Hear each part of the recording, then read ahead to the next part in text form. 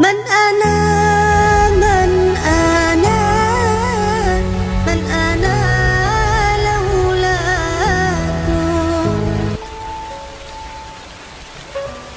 Maaf, tadi setelah dunia itu ada alam apa? Kubur. Sebelum pindah ke akhirat, pertengahannya ada alam kubur. Nih lihat sini nih. Kalau orang sudah selesai di alam ini, maka Allah wafatkan. Kullu nafsin dha'iqatul maut. Setiap yang punya jiwa akan kedatangan maut. Siapa yang bawa maut? Namanya malakul maut. Kalau malakul maut sudah bawa maut, maka dia mulai mewafatkan sampai meninggalkan dunia ini.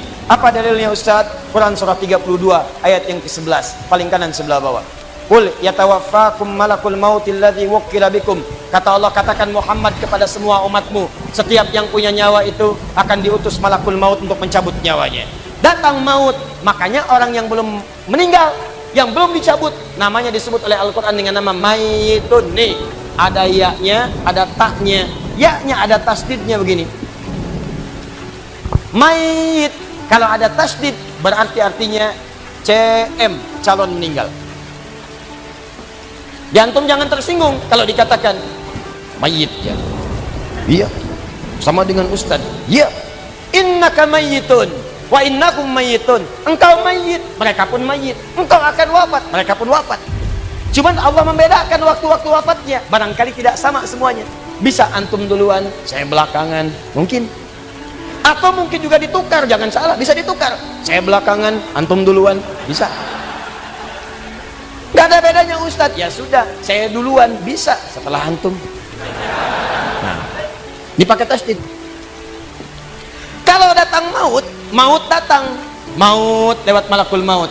Maut ini mengambil nafas, diambil tasdidnya nih, ambil ke atas. Begitu diambil, qul yatawaffakum malakul maut alladzi wukkila bikum. Kullu nafsin dha'iqatul.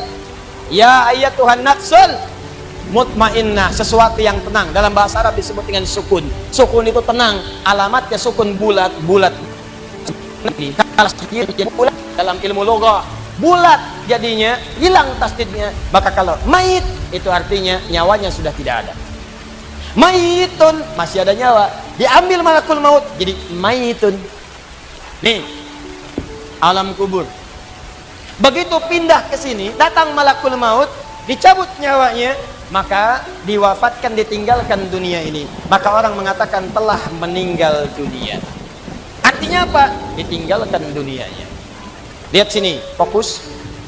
Karena alam kubur beda sifatnya dengan dunia, lain tempatnya, lain keadaannya, maka lain pula bekalnya. Jangankan alam kubur, beda tempat di dunia saja sudah beda keadaannya. Anda orang Indonesia ingin datang ke Malaysia, kalau bekalnya tidak ada Anda bawa, tidak akan mungkin Anda bisa masuk. Apa di antara bekalnya? Ada paspor yang mesti distempel begitu masuk imigrasi. Pergi lebih jauh lagi, misalnya saya pengen ke Australia, maka Anda harus ngajukan untuk mendapatkan visa. Lebih jauh ke Amerika, visanya bisa lebih sulit lagi. Maka bagaimana dengan alam kubur yang sifat keadaannya beda dengan dunia? Makanya bekalnya pun tidak akan sama. Jadi kalau Anda cuma mengumpulkan bekal dunia, maka semua bekal itu akan ditinggalkan saat di dunia. Maka orang mengatakan meninggal dunia, maksudnya meninggalkan dunia dengan semua bekalnya. Nih, maaf ya, jam dunia, baju dunia, handphone dunia, gelas dunia. Jadi semua yang kita dapatkan di dunia, rumah yang luaskah, mobil yang mewahkah, pakaian yang glamourkah, kalau sudah meninggalkan semua alam dunia itu, maka hilanglah semua yang kita kenakan. Habis semua kita tinggalkan. Walaupun Anda koleksi yang bagus-bagus, tetap tidak akan pernah dibawa. Jangankan Anda, yang mengantarkan saja tidak akan menyertakan. Silahkan cek. Anda punya koleksi mobil paling bagus, apakah saat wafat dikuburkan dengan mobil itu? Tidak.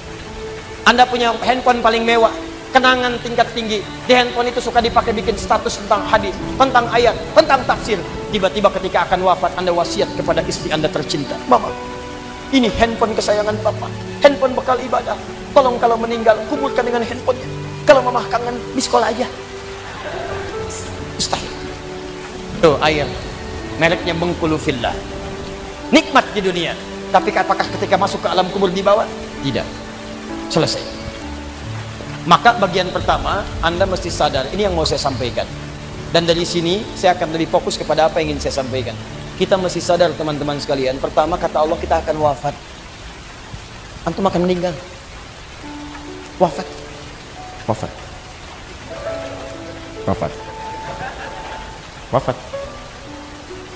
Jadi antum kalau melihat di cermin tuh, ngaca dulu, ngaca, tunjuk wajah antum, wafat. Kamu akan wafat. Ketika Anda sadar Anda akan wafat, meninggalkan dunia ini, maka Anda mesti paham, udah punya bekal belum untuk pulang? Udah punya persiapan belum? Jangan-jangan Anda sibuk menyalakan rumah dunia Anda. Begitu padam listriknya, sibuk telepon PLN, telepon ini, telepon itu. Masuk ke alam kubur nggak ada cahaya, mau PLN mana yang dihubungi? PLN yang datang malaikat mungkar. Man rabbuka? Siapa Tuhanmu?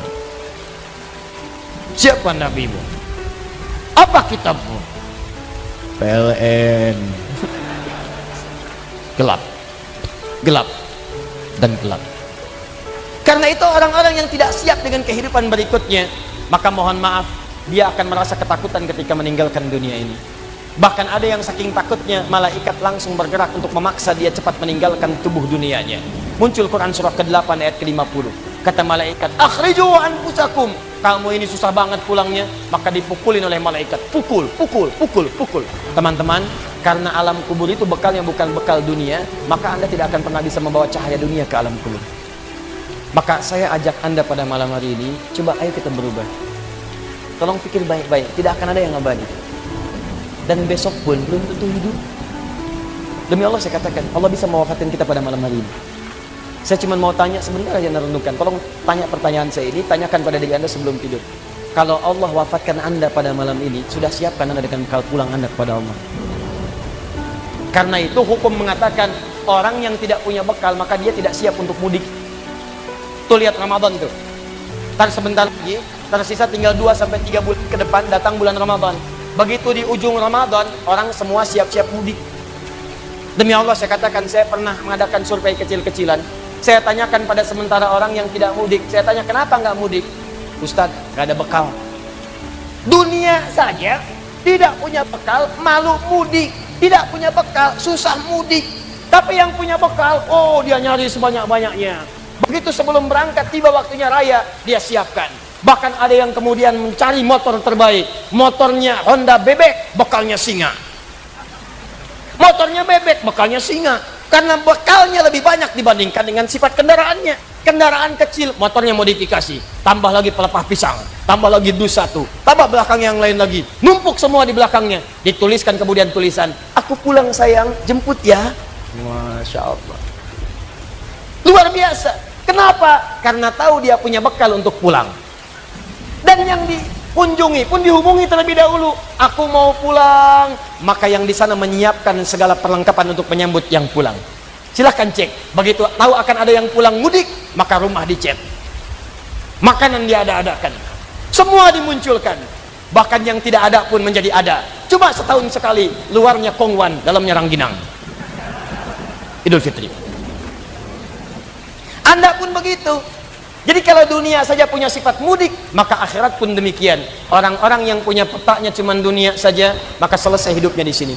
Kata Allah, nih saya berikan gambaran. Yang visinya cuma sampai sini, maka saya berikan semua kenikmatan dunianya seperti yang dia inginkan. Tapi begitu selesai ini, ditenggelamkan di alam kubur sampai kedalaman yang paling dalam. Turun ancaman. Allah tidak menginginkan semua manusia larut di sini. Tapi kata Allah, saya tidak maksa. Nih saya berikan gambaran kepada Anda. Kata Allah, turun surah Al-Humazah. Wailul likulli humazatin alladzi jama'a malahu wa yahsabu anna malahu akhlada. Kata Allah, hei yang terlampau sibuk dengan dunia. Suaminya sibuk cari harta, hitung lagi, hitung lagi, hitung lagi. Istrinya sibuk kumpul-kumpul dengan sesamanya, cuma membicarakan harta suami. Sosialita yang senang dengan kumpul-kumpul saja, tidak ada manfaatnya, cuman ngobrol, cuman gibah, cuma macam-macam.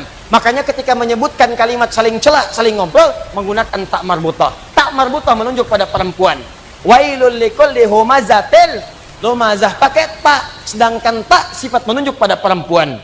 Muslim laki-laki